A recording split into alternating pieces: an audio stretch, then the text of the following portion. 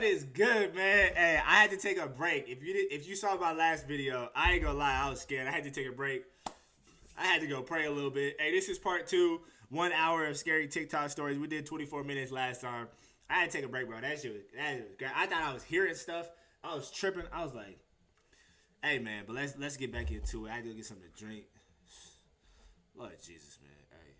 Hey, we need to pray after this. We need to pray after this, y'all. I ain't even capping. We need to pray after this. Vampire panic is such an interesting part of American history. So today, I'm going to tell you about America's first vampire, Mercy Brown. Truth or Scare fans, this story is going to sound very familiar to you, but I hope you'll stick around anyways. And if you are, let's go ahead and get into the story. This story takes us to the smallest state in the nation, Rhode Island. And at that time, there's something pretty significant going around the US. This thing is also decimating populations of people, and this thing was called consumption. Now, we know it better today as tuberculosis, but back then, they called it consumption because it would literally consume the life force out of your body. So our story today centers around the Brown family. Now, there were 5 members of this family: a husband, his wife, and his 3 children. Now, unfortunately, consumption was brutal on their family, and it took out his wife and oldest daughter. Unfortunately, this left a father with his 2 grieving kids who would eventually go on to catch consumption themselves. Now, for the son of the family, Edwin, he was sent off to Colorado to heal, but his sister Mercy wasn't so lucky. She ended up staying in Rhode Island, succumbing to the disease, and passing away at the ripe old age of 19 years old. And there she was buried in Rhode Island. Now, Edwin, on the other hand, came back fully recovered, and this is where things would go kind of awry for the Brown family. Now, as for the reason so many people were falling victim to this invisible terrorist, there could only be one culprit: a vampire.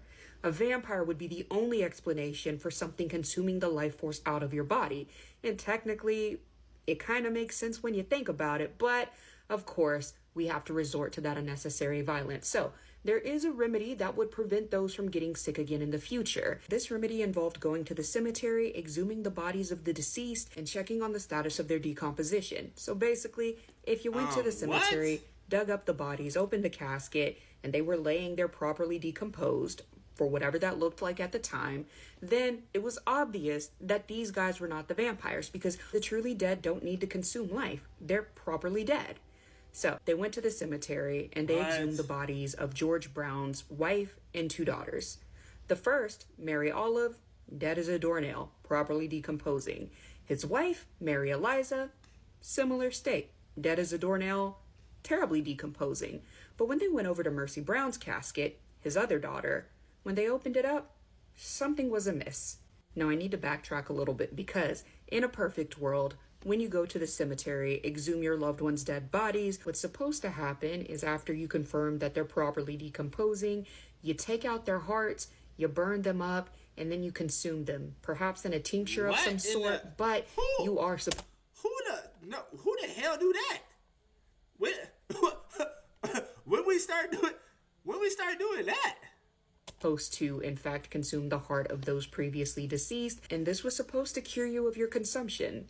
Now back to the story. So like I mentioned, when they opened Mary Brown's casket, things were still awry. Not only was she not properly decomposing, she looked like she had been alive. Her cheeks appeared to be a bit rosy, her skin was blemish-free. In fact, it looked like there in the coffin, she was just there sleeping. And that was a problem, because this proved without a shadow of a doubt that Mercy Brown was the culprit of consumption in this small town of Rhode Island. Now, to the townspeople's credit, I can see why they might have thought Mercy was a member of the supernatural. It had been 2 months since she had been buried, and there was not an ounce of decay on her. But to the logical mind, it was also Rhode Island in the middle of the winter.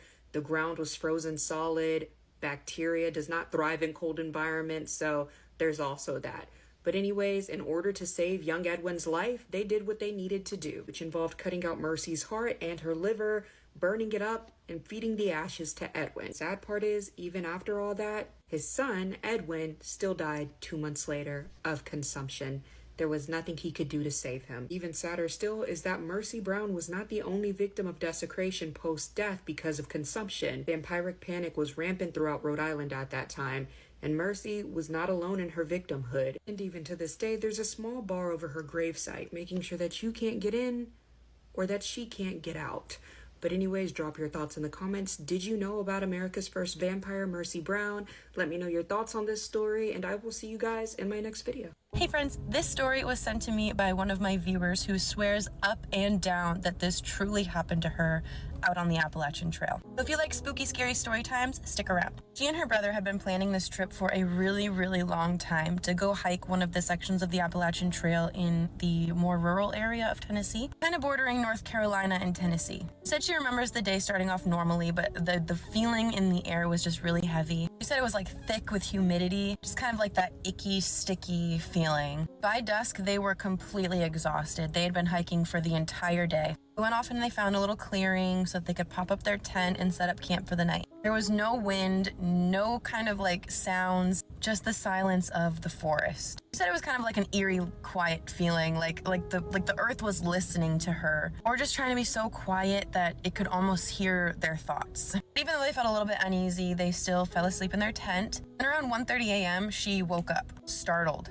And at first she didn't know why she was woken up, then she heard it. A voice from outside of her tent calling her name. It wasn't loud, it wasn't super aggressive, it was kind of just like the whisper of somebody who would be sitting right next to you, like a soft kind of coaxing voice. Her first thought was that it was her brother, and when she looked over to see if he was in his sleeping bag still, he was gone. So she sprung into action. She unzipped the tent and was shining her flashlight through the trees in the pitch darkness of the Appalachian Trail, mind you. And that's when she saw him, or what looked like him. He was about 20 feet away from her, just kind of leaning against a tree. He was wearing the same jacket, he had the same backpack on, straps all hanging loose. He looked like he was kind of slumped over, like tired, or maybe even injured, but his face was turned just enough so that she couldn't see it. And then he started talking to her. He said, "Come here, it's me, I'm injured, I'm hurt, come here." She said the words were his, like she could tell that it was his voice, but something about it was wrong, like almost as if it was coming from a recording. Like it was kind of laggy, like half a second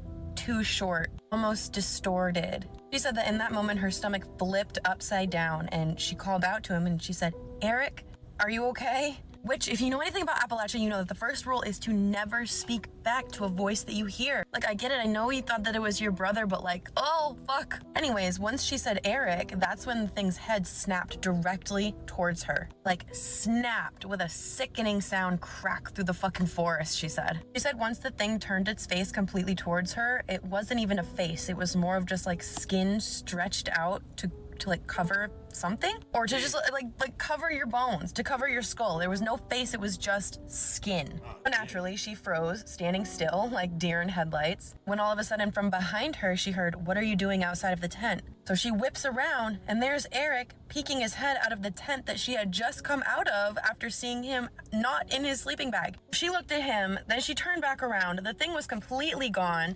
And when she was trying to explain to him like what she saw, he was completely not having it. He was not believing it. She said that she was too scared to like take down the tent and then go hike off back into the woods, back to their car, because they were already pretty far in there. They were pretty deep in the woods. Yeah, she says that she's still super mad. But yeah, she says that she's still super, super mad at her brother for not believing her. But yeah, crazy shit happens in the middle of nowhere. Urge the cowardly dog all the way, you guys. Anyways, if you guys have a story that you would like me to read for you, please feel free to send it to my email. I'll either have it linked below down here, or I'm gonna put it in my bio so that people can just email me stories and I will read them. And I'm super excited to hear about all of your experiences.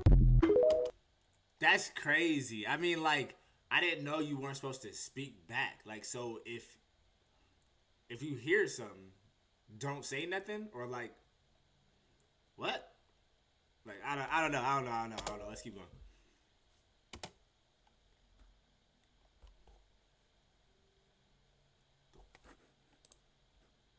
This scary story from a follower comes with pictures and you are not ready. So my follower's name is Avery, and at the time of this story happening, they were just a kid. And for the past 7 years that they had lived in this house, everything about it just set them on edge. You would hear creaking floors in the night, or you would feel like there was someone following you up the stairs when you knew you were walking up there alone. But every time that they tried to talk to someone about it, their family would really just brush it off. They would insist, no, there is something in this house, and more specifically, they claimed there was a demon in the cellar. Now, they included a picture of the demon, but they described it as a tall, humanoid type entity with a rooster head on its shoulders What?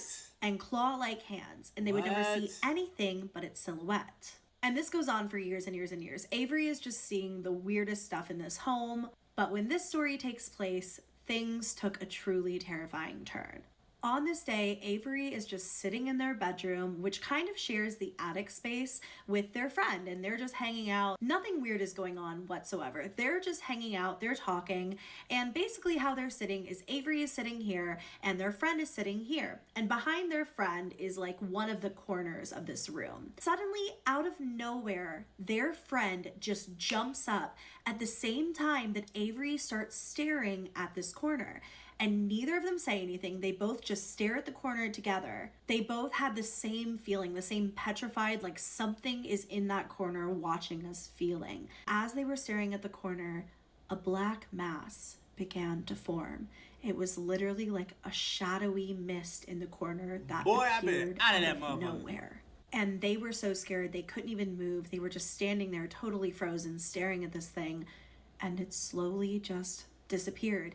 Avery says it felt really familiar despite the fact that it didn't look like this demon she had seen before. She just knew that was what this thing was in the corner, now in the attic, whereas she had always seen it in the cellar. Avery says that despite the entity looking different here, they knew it was the same demon they had seen in the cellar before. It had just taken on a different shape. They knew it. It felt so familiar in that moment. And it was really gratifying because previously when Avery had always told people, like, I swear to you, I see this thing throughout the house, nobody ever believed them. And now their best friend has just seen it too. This experience scared them so much. They never really talked about it after that day. But Avery says that their best friend saw the exact same thing. This black mass of a mist just appearing in the corner. Avery goes on to say that over time, they kind of put up spiritual boundaries and told whatever this thing was to leave them alone. And slowly but surely it did. However, they say that from time to time, they can still feel the presence lurking. They end off the email by saying, if anyone has seen anything like this and knows anything about the symbolism of a rooster's head, let me know. I'm sure Avery will be reading the comments here. Thank you so much to Avery for being a member of my YouTube channel. What do you guys think about this? Stay spooky, friends. Damn, Avery. Hope you alright, bruh. Like, golly. I remember like a time like shout out to James Healy. That's my brother. But me, James, and my sister was in my room, and we used to like put a whole bunch of pallets everywhere. If you don't know what a pallet, it's like blankets with pillows, like, so you could all sleep in your little area. But like we put pallets everywhere, and I remember we were looking under the door, and the door had like shadows going past. But my parents had their doors closed and locked, and nobody else is in the house, and so the shadows were going past. Excuse me. And yeah, I just remember seeing that, like, and it was crazy. And I remember like my best friend seeing it with us because we used to always think that happened. So like when James saw it, we were like, dang. Like, that's crazy that we all witnessed it together, but that's wild.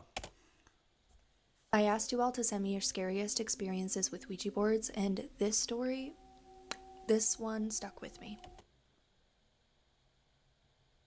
Especially the ending. So the person who sent it in said this happened when they were 14 years old. Their family had just moved to a farm in rural Kentucky, tucked away on 120 acres of secluded land. The house had a bit of a strange past. It once belonged to a man that everyone in town knew as the town thief, a shady guy who, according to local rumors, was into some dark and disturbing stuff. Well, when they arrived to their new home, the upstairs of the house was completely stripped. No carpet, no furniture, no walls separating the rooms, just one vast, hollow wooden floor, empty. Well, almost empty. Right in the middle of the upstairs space was a Ouija board, just sitting there, like it had been waiting. They were raised religious, and they knew better than to mess with that kind of thing, so naturally they brought it downstairs to show their mother. The moment she saw it, she panicked. She told him, put that thing in the kitchen sink and burn it now. So he grabbed some matches and tried to light it. When he threw the match onto the board, it flared, but then went out. He tried again, nothing. A third time,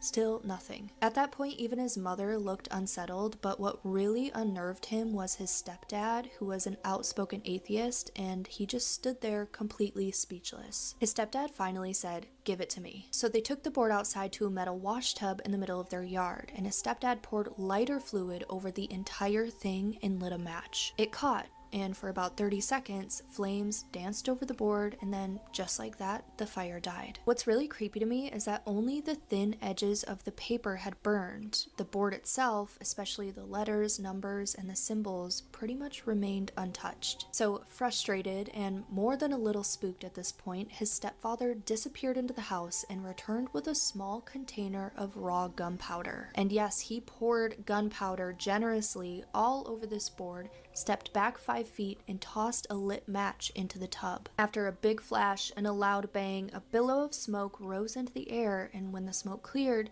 they looked inside just to see the board had, in fact, burnt. But every single part with a letter, a number, or a symbol was still intact. Blackened around the edges maybe, but otherwise completely untouched. His stepdad didn't really say much after that. He just handed him a shovel and said, "Bury it somewhere deep." So he did. That was back in 1987. Now it's 2025 and the old farm is gone. The entire 120 acres have been developed into a massive suburban neighborhood. Over 200 homes lined up in rows, and somewhere beneath one of those houses, maybe underneath someone's bedroom or kitchen floor, that Ouija board is still there, buried about 4 feet underground and still just waiting. That's crazy. That's crazy. Nah. I have a paranormal story to tell you guys.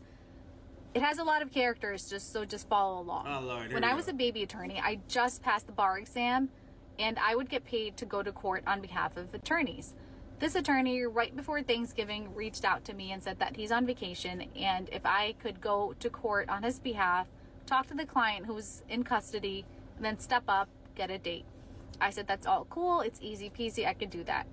This courthouse that I was supposed to go to is the 26th in California location. This is the main criminal courthouse in Chicago. Right behind this courthouse is the jail. It was Division 1 at that point. Division 1, just by way of background, housed all the inmates like Al Capone. They also had electrocution over there, so that's where the death penalty happened. It's one of the 3 locations in Illinois where people died. They shut that building down and they demolished it later on. When I went to court, I check in for my client. When I check in with the clerk tells me that the only guy in custody right now is my guy. So the only person that they brought from the jailhouse today is my guy. And I was like, all right, that's cool. It's going to be really quick. I'm going to go talk to him and then get a date. That's all fine. Then I go up to the sheriff, tell him that I need to go see this individual. He takes me to the back. When I go to the back in the lockup, I see this person that I had to talk to, my client. I talk to them, but in the corner of this lockup, I see this man with his head down sitting on a bench. I was like, that's weird, because I thought my guy was the only one that was brought from the jailhouse to the court. I didn't really think much of it. I walk out, I get the case called up. Once that's done, the sheriff comes up to me. He asked me, Ms. Khan, is it okay if I take the guy back to the jail? I say, that's fine. So he was transported back to the jail. The judge at that point says that was the only case left. We're done for the day. I look up and I tell the judge, there's someone else in the lockup. We're not going to call his case. The sheriff tells me that there's no one else in the lockup, but he will double check for me. So I say, cool, can you go double check? He goes in the back, double checks, and there's no one in the back. That kind of creeps me out a little bit. And at that point I tell the judge, I swear I saw someone in the back. This man, he had his head down, maybe like 40 years old, slim, like he had dark hair. The judge at that point tells me that he has been doing this for about 25 years, and there were other people who have also noticed someone sitting in the back. So I wasn't the only one seeing someone. This ghost usually comes. They suspect that he was electrocuted years ago. Nothing serious has happened, but he usually chills around. Welcome to Appalachian Crew. They just casually got a ghost like the good.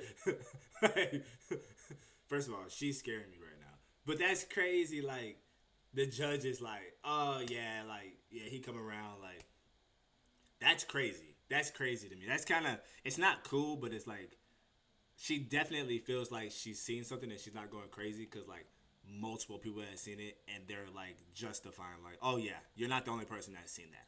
Like, Stories. This story just kind of came to me while I was sitting here. I used to go hunting a lot when I was younger. You know, when you're kind of raised in the area, you just kind of participate in the area. What is there to do? Go hunting and do drugs. What do you want to pick? What do you want to pick? I didn't want to do drugs, so I picked hunting. I was about 10 years old. Now, to get in my woods, you can go in one of three ways. You can go straight down in the middle, you could go in through the right, or you can go in through the left. We usually went in through the right, but that day in particular, we went in through the left. My dad was talking to me about finding an albino squirrel, and I was really excited about finding this motherfucking squirrel. We were squirrel hunting, but that has nothing to do with the squirrel. I was not planning on shooting the albino squirrel, and neither was my dad. We just wanted to look at the albino squirrel. It is a white squirrel. I'm just kind of giving you the guns that we had on hand. I think I had a 22. My dad had a handgun on him, and he also had a 30-06 because we do have bear in the area. Now, keep in mind, this was before I even thought Sasquatches existed. I'd made jokes about Bigfoot. My dad had jokes about El Chupacabra. We didn't even know dogmen were a thing. We were literally walking into the woods like, I've been in the Appalachian Mountains my entire life, and I ain't ever witnessed nothing like that. Because we truly hadn't. Now, granted, my dad had mentioned he had heard noises in the woods before, but he was like, a lot of y'all, it's a screech owl, it's a fox, it's blah, blah, blah, blah, blah. We got about 300, 400 yards down into the woods, and it got quiet. When you're just sitting in the woods and you're just laying there enjoying nature, listening to the birds, enjoying the animals, hearing the squirrels chatter, and then suddenly it goes stark motherfucking quiet, you pay attention. I was still young, and my dad just immediately kind of perked up and was like looking all around, paying attention. Suddenly he kind of got up and was like, hey, let's go. For some reason, when he said this like ignited like a primal fear in me. Like, okay, yeah, let's go. Like, we're leaving, we're done. And we got out of there faster than we went in. And like, my woods is like practically all incline. So we're getting out of the woods, right? We're walking through our field, and I feel the urge to turn around, so I do. And this is where it goes fuzzy, because I can't really remember much after that. All I remember after that is I look at something that's really tall, really wide, and I say, Daddy, it's looking at me. And I hit the ground and I start screaming and crying. My dad turns around and he fires a shot into the woods or around the area, something like that. And I proceed to be inconsolable for at least 2 hours. I even considered calling the game warden. My dad didn't see whatever it was, but I've never forgotten it. what the? Why didn't she run? How you 2 hours? Get your ass up.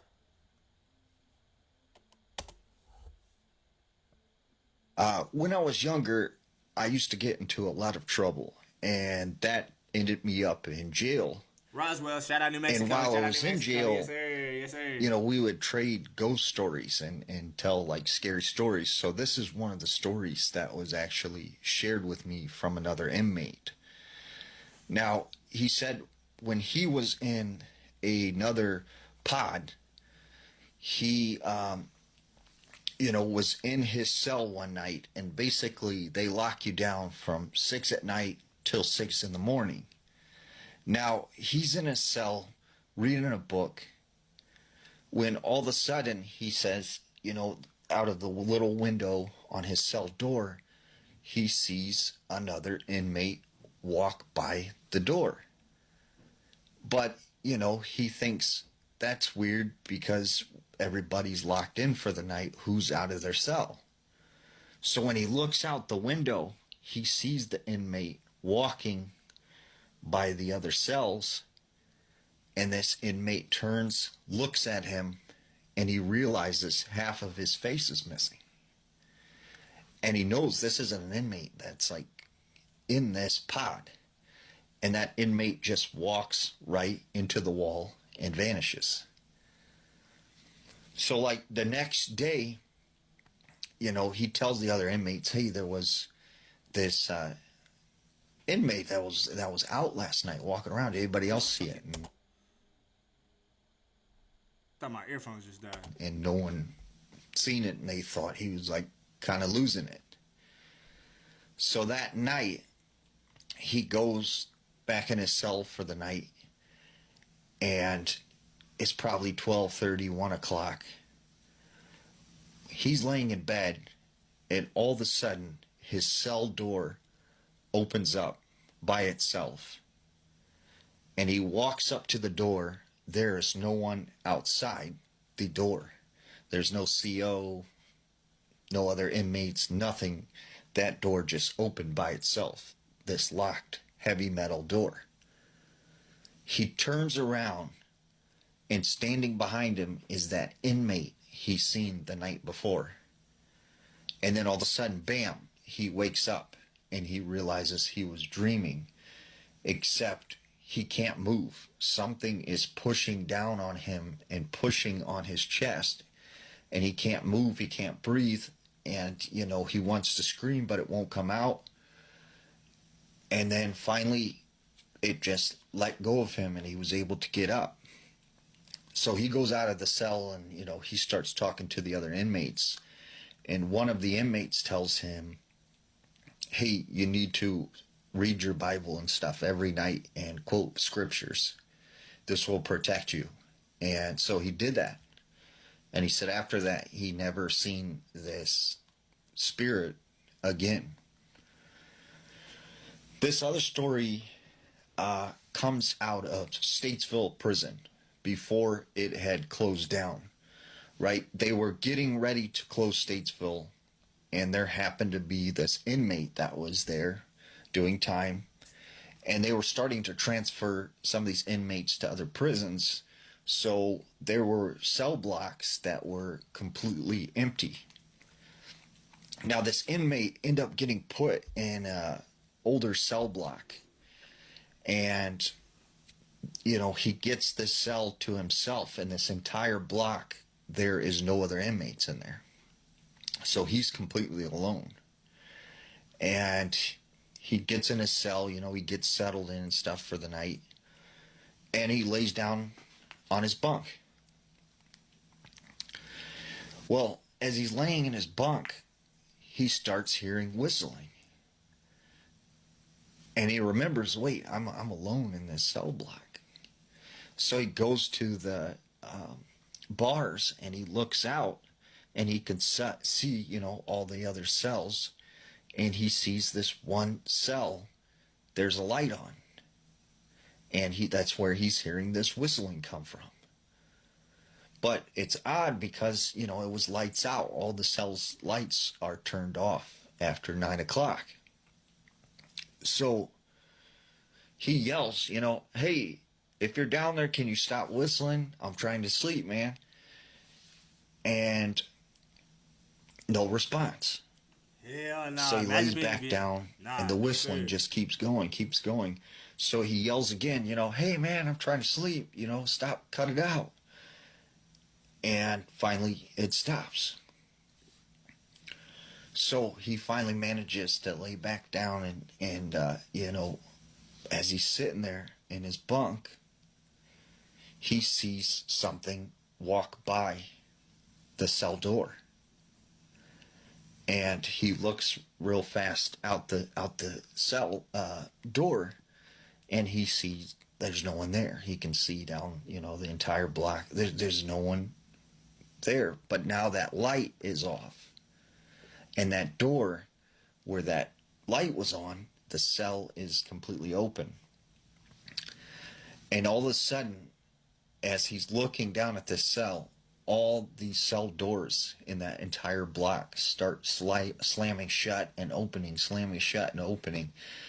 And he said he just started saying a bunch of prayers, and then it just stopped. And that, he said, was the extent of the experiences he had, and then he ended up getting transferred to somewhere else. Okay, you guys want to... Bruh, imagine being locked up, bro. You're locked up, and you say, hey, stop all that whistling, man. And you hear it, like it opened up. You like, you can't go nowhere.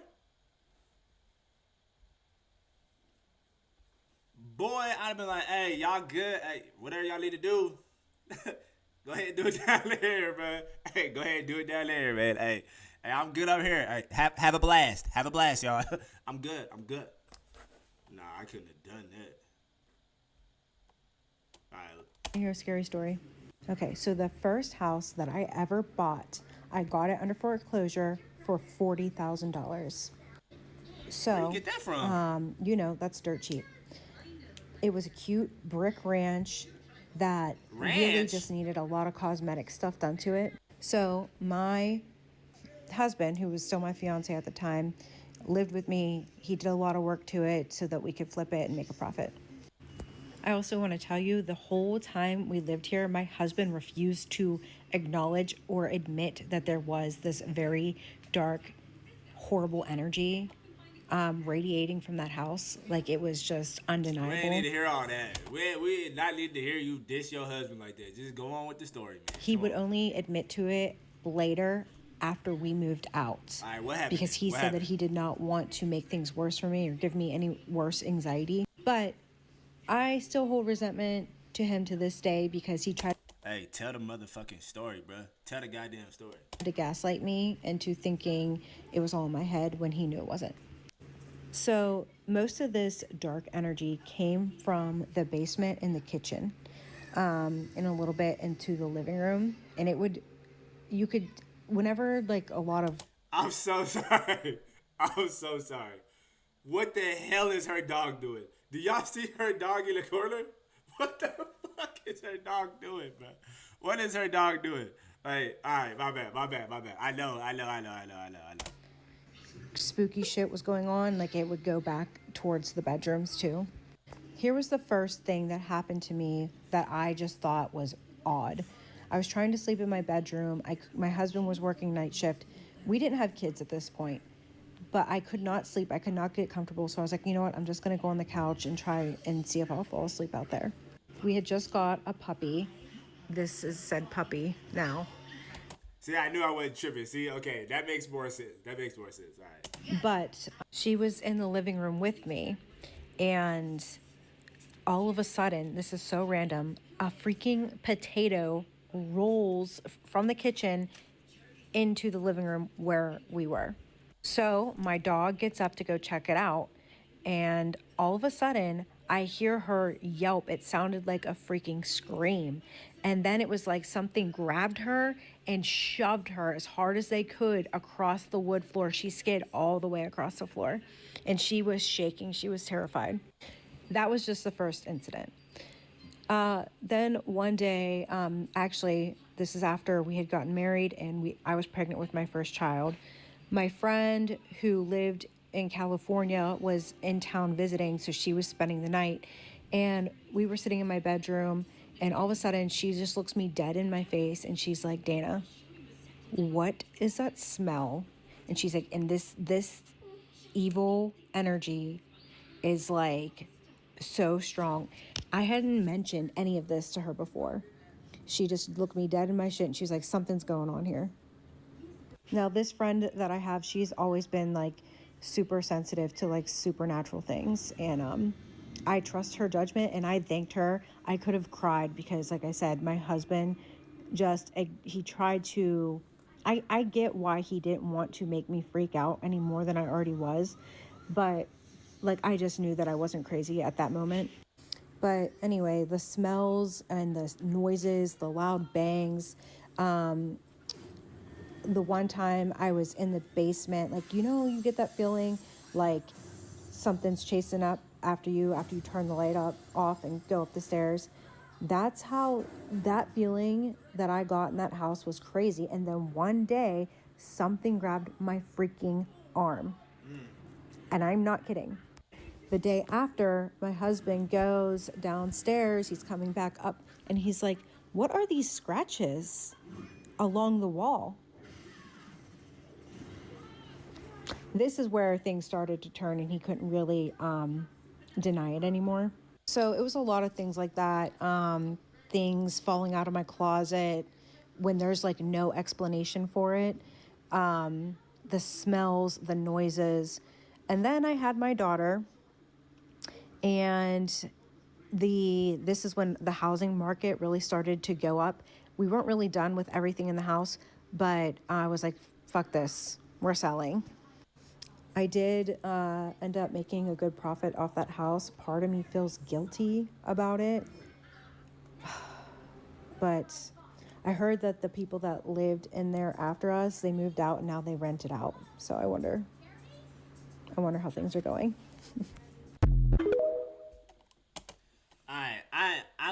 I don't want to say I don't believe her.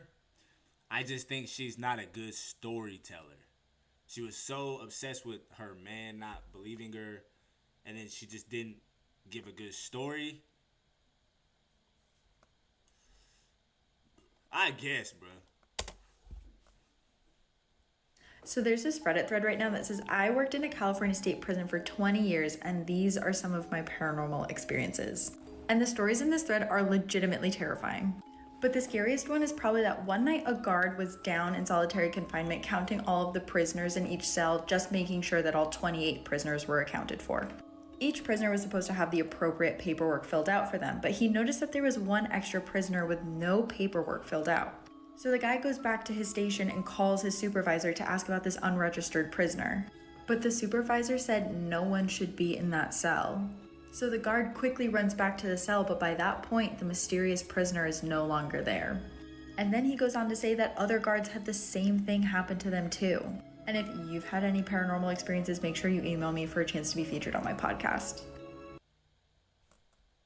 This is the Missouri State Penitentiary, the most haunted place in Missouri. This massive prison, nicknamed the bloodiest 47 acres in America, was opened in 1836, years before the Civil War even happened. Nobody knows exactly how many people passed away inside of this building, but they know for a fact it's over thousands, possibly even 10,000. And the building also houses the gas chamber, where 40 inmates were put to death. At one point, even a couple was executed together. And I can't even imagine how excruciatingly painful it would have been to have died in a place like this. Now, lots of paranormal activity has been reported inside of the prison, including people being scratched right here in this chamber, people hearing phantoms screaming, noises, banging, running, and obviously, loads of shadow figures have been seen here. Now, I've been to a lot of haunted places, but being inside of an actual death chamber was something different. It was eerie, it was dark, and it didn't feel good. We spent the full night here investigating for paranormal activity during a thunderstorm, and let me tell you, this place is haunted. The full video is going to be on my YouTube channel, The Paranormal Files, tonight. That's crazy. This is day 7 of talking about the most haunted places in the world, and today we are talking about the Eastern State Penitentiary in Philadelphia, Pennsylvania. This prison, which truly looks like a castle from the outside, first opened in 1829. And so many terrible things happened there that once it was closed down and a museum inside was opened up, visitors report so much paranormal activity. So as you can probably tell, the prison was designed to look like a castle or a church.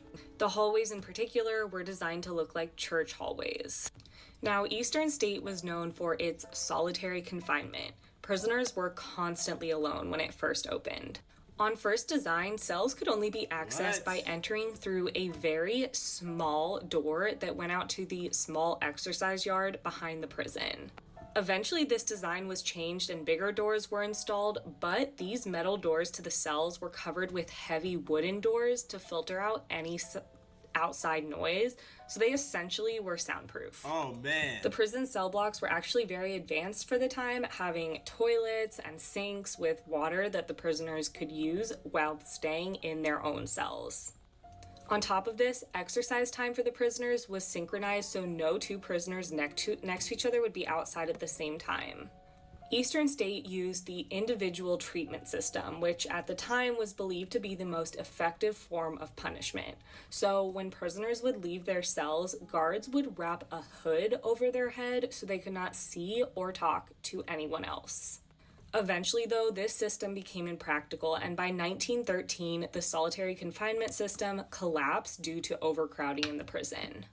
One of the most infamous inmates at Eastern State was Al Capone, and in 1945, 12 inmates managed to escape after building a 97-foot tunnel that they escaped through. In 1971, Eastern State Penitentiary officially closed down. And it was left just abandoned for over 10 years. So there was no upkeeping of the inside of the prison, and everything started to rot away, and forests began to grow inside the cell blocks and outside. This is the remnants of an old barber shop inside the prison. That's crazy. In 1994, the prison officially reopened for historical tours. There's now a museum and even Halloween festivities there because it is extremely haunted. That's crazy. Visitors touring the prison today report feeling eerie presences while walking around the cell blocks and the halls. The halls are said to be haunted by inmates who were tortured and died in the prison, and many visitors report seeing shadowy figures walking around. Visitors also report hearing pacing footsteps and laughter coming from areas that are unoccupied or closed to the public. Honestly, so creepy. That's wild. The most haunted prison in the world is the Eastern State Penitentiary in Pennsylvania. Opened in 1829, every prisoner lived in solitary confinement for 23 hours a day. This only stopped due to overcrowding. At one point, the prison, which was only meant to hold 250 inmates, had 2,000. There were horrible punishments like the iron gag, which chained an inmate's tongue to his wrist, or they would dunk an inmate in cold water, then hang him on a wall overnight in winter. Thousands of prisoners died within its walls before it finally closed in 1971. But now visitors see shadowy figures, hear disembodied screams, and have even felt unseen forces grip them. Bro, you're done already?